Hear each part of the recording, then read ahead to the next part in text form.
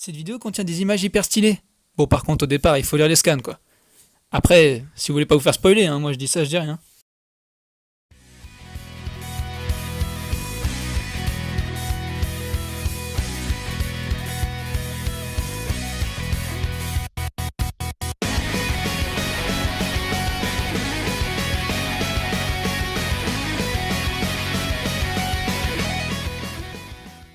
Salut à tous, c'est le Bazooka. Aujourd'hui on se retrouve pour une toute nouvelle vidéo et on va parler de One Piece parce que les gars, ça fait très longtemps que j'ai pas été là.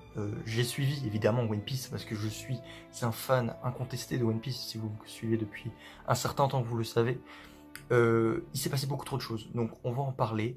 Il y a beaucoup trop de choses à dire. Luffy qui grimpe les étages, Chopper qui va peut-être mourir, Trafalgar Law qui trouve Pony et Glyph, tout ça. Donc, on va prendre perso par perso pour éviter de trop vous spoil, parce qu'il se passe quand même certaines choses, tout ça. Je vais évidemment citer les choses les plus importantes du manga. Donc, évidemment, si vous n'êtes pas à jour dans les scans, ne regardez pas la vidéo, parce que je vais énormément spoil, c'est logique. Parce que c'est une review par rapport aux chapitres qui sont sortis dernièrement. Donc là, le dernier chapitre en date, il est sorti aujourd'hui. C'était le chapitre 997 de One Piece. Les gars, on est bientôt au chapitre 1000. D'après mes pronostics, le chapitre 1000 devrait sortir à Noël. Voilà, c'est logique. Parce que là, Oda prend 2 semaines de pause. Avec les pauses qui s'ensuivent, il manque que 3 chapitres pour arriver au chapitre 1000. Ça devrait arriver dans ces eaux-là. Donc, pour commencer, on va parler de Luffy. Luffy, pour l'instant, lui, son objectif, il est à Onigashima. Il veut aller stab contre Kaido et sauver Wano Kuni. Donc, lui, il est en train de gravir les niveaux des étages, parce que, du coup, il y a plusieurs étages, et il est accompagné de Sanji et de Jinbei. Donc, évidemment, il y a les autres Mugiwara qui sont avec lui et tout, mais ils sont dans les étages supérieurs. Donc, du coup, il commence à grimper et tout, tac, tac, et du coup, il se sépare, parce qu'à un moment, Sanji, il entend une fille, et il se fait prendre, en fait, par un piège, parce que dans pas la mythologie japonaise, mais en gros c'est les traditions japonaises, si vous voulez, il y a un truc en fait, c'est tu déroules le bandeau de la fille qui se trouve autour de sa taille, et en fait c'est souvent les vieux vislards qui font ça, et la fille du coup elle est payée pour faire ça normalement, et du coup ça c'est une tradition japonaise en fait, et du coup Sanji a l'impression que cette fille est en train de du coup se faire agresser, et vu que Sanji, les meufs, on sait très bien comment il est, hein, c'est un putain de charreau. Bref, du coup, il va la sauver.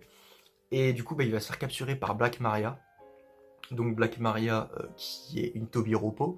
Les Tobiropo, si vous n'êtes pas à jour, c'est en fait, il y a une hiérarchie pas dans One Piece, dans l'équipage de Kaido. Donc il y a Kaido, qui est le big boss, le chef, tout ça. Après, il y a les Okanban. Donc les Okanban, il y a King et Queen, donc vous les connaissez. Et après, il y a les Tobiropo. Donc dans les Tobiropo, il y en a plusieurs, donc je me rappelle plus tout trop des noms. Il y a X-Drake, il y a Page One, Ulti, Wuzu, Black Maria. Il y en a, j'en oublie un, je crois. Et je sais plus. Bref. Mais en vrai, ils sont stylés. Ils sont tous stylés et ils ont tous du coup des fruits du démon par rapport à ça, je pense. On les connaît pas tous, les fruits du démon. Et donc du coup, il y a ça. Et du coup, Black Maria, c'est une Tobiropo. Donc Sanji est contre une Tobiropo, sauf que on est sûr à 300% qu'il va se faire défoncer, parce que c'est une femme, une très belle femme, et que du coup Sanji ne peut pas frapper les femmes, donc il va se faire goumer, c'est sûr. Je vois bien un truc du style, vous vous rappelez Dennis Lobby contre Khalifa, la meuf savon, là. Il s'était fait défoncer, et c'était Nami qui était partie se battre contre elle. Donc peut-être que c'est ce qui va se passer. Sanji va se faire tège, il va tomber tout en bas, là où il y a la grande bataille, je vais y venir après, vous inquiétez pas. Là où il y a la grande bataille, et peut-être que du coup Nami, Nami, il faut que je vous en parle de Nami. Nami qui a des couilles mais monstrueuses, elle est en train de se faire défoncer par Ulti, et elle lui dit tout simplement, répète ce que tu as dit que ton capitaine, donc Luffy au chapeau de paille, Mugiwara no Luffy, allait devenir le roi des pirates. Et du coup, elle lui dit, retire ce que t'as dit et dis que c'est Kaido qui deviendra le roi des pirates. Et du coup, il y a Usopp qui s'est fait déglinguer, il a pris un énorme coup de boule par Ulti, il a le crâne éclaté, comme ce qui s'était passé à Alabasta avec la meuf Mister Four, je crois qu'elle s'appelle, et celle qui était une taupe là, bref. Et du coup, c'est exactement pareil. Usopp il est en PLS par terre et il se dit bon c'est bon, Nami elle va mentir, elle va jamais dire que Luffy du coup va devenir le roi des pirates parce que sinon elle va se faire buter. Et du coup Luffy, non Nami elle est en pleurs et elle dit si c'est sûr Luffy deviendra le roi des pirates. Et là mais wesh, elle est entre la vie et la mort, elle est en train de se faire déglinguer par une Tobiropo, elle a zéro chance.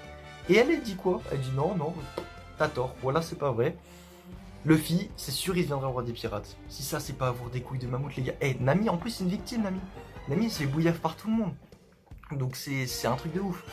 Donc du coup, j'en reviens au fait, peut-être que Nami va réussir à s'en sortir de cette situation. Et oui, elle s'en est sortie parce qu'il y a Otama qui est arrivé avec son chien là. Son chien chelou là, vous savez, tu sais, elle le contrôle. Et il y a aussi le gros singe là qu'on avait vu sur la plage quand Luffy est arrivé sur Wano. Bref. Elle est arrivée, elle les a sauvés, donc ça doit être ça. Et peut-être que du coup Nami va se retrouver contre Black Maria et elle va peut-être du coup la niquer. Ce serait juste incroyable les gars. Black Maria, Luffy, Nami plutôt. Nami qui se bat contre une Tobiropo, donc c'est quand même pas de la merde, hein, on va dire. C'est quand même l'équipage de Kaido, tout ça. Donc c'est quand même quelque chose d'assez impressionnant. Donc peut-être que par rapport à ça, on pourrait avoir une prime excessive après, parce que évidemment Luffy quand il va faire fumer Kaido, il deviendra peut-être le prochain empereur, je sais pas. Mais c'est sûr que tous les personnages des Mugiwara vont avoir une prime maintenant sur leur tête. Ils en avaient tous une, oui, mais je veux dire plus excessive. Pour l'instant, celle de Luffy, elle est à 1,5 milliard. Peut-être qu'elle dépassera les 3 milliards, on ne sait pas. Celle de Zoro, elle est à... Combien elle était la dernière? Je sais plus. C'était pas 330 millions ou une connerie comme ça. Et Sanji était juste au-dessus à 340 millions. Parce que c'est Vince Mook Sanji, et juste parce qu'il y avait son nouveau nom de famille, il a gagné 10 millions. Non, je crois que c'est ça, mais je m'en rappelle plus. Bref, c'est quelque chose du coup d'assez ouf. Après, donc on va se focaliser sur la grande place. La grande place, il y a Zoro, Chopper, Brook, Robin, et c'est tout je crois.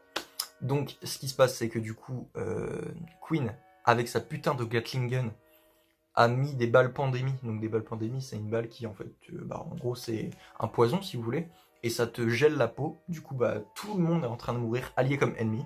Et Chopper se retrouve du coup contaminé. Il est en train de geler et du coup il se peut qu'il meure. C'est totalement impossible. Chopper ne mourra pas. C'est le médecin de bord, il va trouver un remède, c'est sûr et certain. Vous inquiétez pas. C'était juste histoire de dire que Chopper allait mourir pour mettre un peu de suspense, mais non, il ne mourra pas, c'est sûr et certain. S'il meurt en tout cas, Oda il aura chié dans la colle. Non, c'est pas possible. Et donc ce qui s'est passé, c'est que Queen avait un antidote. Et l'antidote, elle l'a filé à qui? Elle l'a filé à ce fils de pute de Apu. Vous savez, le long bras de merde là, ouais. Elle l'a filé à lui. Du coup, Apu il est là en mode attends, mais je fais quoi avec ça? Démerde-toi, chacal. Du coup, il y a tout le monde qui est en train d'essayer de choper Apu. Donc il y a Zoro, X-Drake et du coup tous les autres, sauf que les autres c'est des grosses merdes, donc nique sa mère. Zoro et X-Drake sont en train de se taper contre Apu. Et là, Zoro, il nous a fait une dinguerie. En mode, je sais pas comment vous, si vous l'avez lu, comment vous l'avez pris, mais moi je me suis vraiment dit en mode... Oh my god, c'est une folie. Là, j'ai lu ça dans le chapitre 997 qui vient de sortir, là, il y a 2 heures. J'ai lu ça, je fais quoi? Les gars, je pense sur tous les tomes de One Piece que j'ai, qui sont là, tous les tomes que j'ai, et sur tous les scans que j'ai lus, je suis quasiment certain que c'est la page ou la planche, si vous préférez, la plus belle de tout One Piece. Mais vraiment, genre, elle est magnifique, je vous la mets maintenant, elle est trop belle. Zoro, il a tapé sa meilleure danse du lion. Vous vous rappelez la technique qu'il avait fait pour couper Mr. One à la Basta? C'est la même, c'est exactement la même.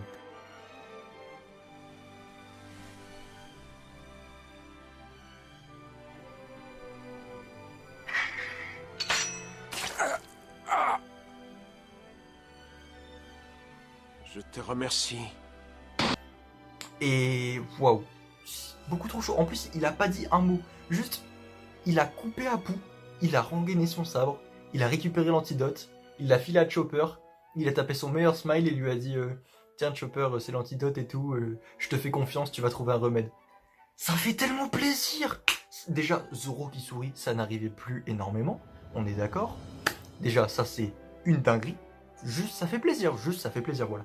Et Zoro qui découpe Apu en mode je m'en bats les couilles. C'était incroyable, c'était trop beau. X-Ray qui est en train de galérer comme un porc depuis tout à l'heure pour du coup essayer de récupérer l'antidote. Zoro il arrive et allez dégage toi, bam. Et du coup il y a un truc qui est encore plus ouf, c'est que je reviens à Kaido et au fourreau rouge. Parce que les fourreaux rouges se sont fait éclater par Kaido. Parce que oui, il y a un truc que j'ai trouvé assez stylé, et du coup qui est normal par rapport à ce qu'Oda avait décidé, c'est que Kaido qui était en forme de dragon, donc qui a bouffé le fruit du démon du dragon, était en train de se faire du coup malmener par les fourreaux rouges, ce qui était quand même vachement stylé. Alors, on avait tous les fourreaux rouges qui étaient en train d'essayer de battre Kaido et tout. Mais du coup, Kaido c'était juste un dragon, donc du coup les samouraïs et les dragons, c'est normal que les samouraïs l'emportent sur le dragon, parce que c'est un peu la mythologie, c'est fait comme ça. Et du coup, ce que j'ai trouvé vraiment stylé, c'est qu'à partir du moment où Kaido a repris sa forme humaine, du coup la créature la plus puissante de One Piece, eh bien, les fourreaux rouges se sont fait éclater. Ah non mais vraiment, ils se sont fait défoncer. On a vu Kinemon en sang par terre, Kiku, elle s'est fait couper un bras, genre du coup j'en viens à ce moment-là, dans le chapitre 997, le bras de Kiku tombe du coup du haut du château du coup de Kaido, tombe tout en bas de la grande place là où il y a Zoro, et ça fait un putain de séisme. Non c'est pas vrai. Ça tombe et là il y a un séisme. Du coup les gens ne comprennent pas ce qui se passe, tu vois. Et en fait ce qui se passe, c'est que Kaido, il a décidé, comme ça, il a dit je vais faire s'envoler Onigashima. What the fuck? Onigashima s'envole. Genre, elle quitte l'eau et elle se barre. Genre, l'île, elle se soulève. J'ai pas compris, j'ai dit ça, j'ai dit, mais what the fuck? Attends, quoi? Pourquoi tu fais ça? Genre, il a dit, l'île, on va la mettre sur Wano. Comme ça, genre, elle va pop-up sur Wano. C'est comme si tu faisais ça, genre, hop, tu claques des doigts. Et là, t'as Wano Kuni, donc Onigashima si vous préférez, qui spawn sur Namek. Le Piccolo, il va la regarder comme ça, il va faire quoi? Il va taper son meilleur mec, Makenko Zappo, il va buter Kaido.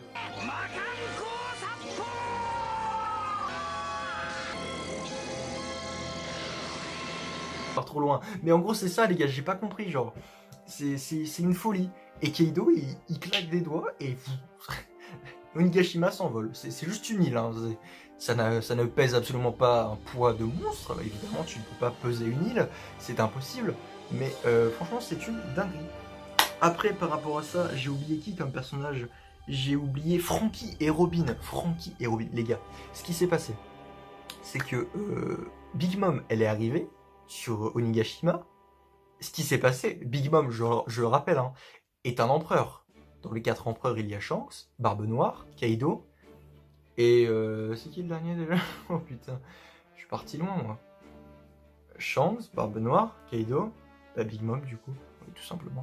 Bref, et du coup, Franky et Robin lui ont roulé dessus. Genre Franky, il lui a mis son, vous savez, le scooter avec son, merde, avec sa tête de rhinocéros là, Franky. Il l'a éclaté Big Mom avec, genre il a tapé sa meilleure roue dans sa gueule, c'était magique. Et Robin, genre elle a fait son truc avec les fleurs là, et elle l'a fait rouler, et genre elle la tèche de la grande place. Et j'ai dit, mais quoi? Genre, Robin et Franky, on est d'accord que c'est des personnages plutôt stylés, mais niveau puissance par rapport à l'équipage de Luffy, ils sont pas ouf, vous voyez. Ils ont dégagé au calme. Je dis pas qu'ils l'ont battu, je dis qu'ils l'ont dégagé. Donc ça n'a rien à voir évidemment, mais c'est quand même quelque chose. Ils l'ont dégagé alors que c'est un empereur. C'est comme si Shanks, il arrive, tu vois, et on va dire genre Usopp, il le dégage. C'est exactement la même chose. Elle est où la logique? Il y a des choses que je comprends pas. Bref, j'ai trouvé ça stylé. Donc après, évidemment, Big Mom, elle a essayé de remonter, elle était vénère. Et là, qui c'est qui arrive? Marco le Phoenix. Marco le Phoenix qui arrive, bam, il s'entrechoque, il commence à se taper et tout. Mais c'est une dinguerie. Les gars, One Piece, si vous ne le suivez pas, allez-y. C'est le meilleur manga de tous les temps. Je le dis et je le répète, mais j'ai des arguments. Là, je vais pas les dire parce que flemme. Mais si vous voulez, je peux vous faire une vidéo pour vous donner envie de regarder One Piece. Alors oui, évidemment, moi je le regarde actuellement. Je me suis motivé à le faire. J'en suis que après Alabasta, parce que ça prend du temps à regarder, évidemment, c'est un truc qu'il faut prendre du temps. Mais moi, les mangas, je les ai tous. Je les ai tous et je les adore. L'histoire, elle est incroyable. Il y a un schéma scénaristique, je veux dire, par rapport à l'histoire, qui est qualitatif du bout de A à Z, si vous voulez. Genre, c'est une folie. Il y a tellement de personnages de One Piece. En plus, Oda n'oublie aucun. C'est incroyable. Je ne peux rien dire de plus que ça. C'est juste, allez-y. Ça fait beaucoup là, non? Alors oui, évidemment, les premiers épisodes, la qualité est plutôt bas de gamme, c'est évident, parce que le manga date de 1999, si je dis pas de bêtises. Donc évidemment, l'animation de 1999 n'est pas la même de celle d'aujourd'hui. C'est sûr que si vous regardez Jujutsu Kaisen qui est sorti il y a de ça 6 semaines, ça n'a rien à voir.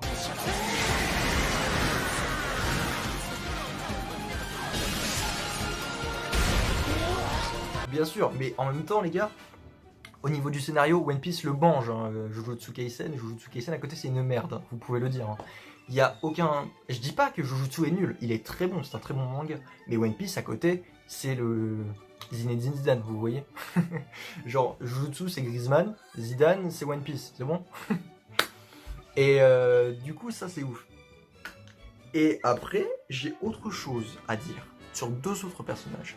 On va parler de Trafalgar Law et de Yamato. Alors Yamato, déjà, si vous le connaissez pas, c'est le fils de Kaido, ou la fille, non la fille, ouais c'est ça.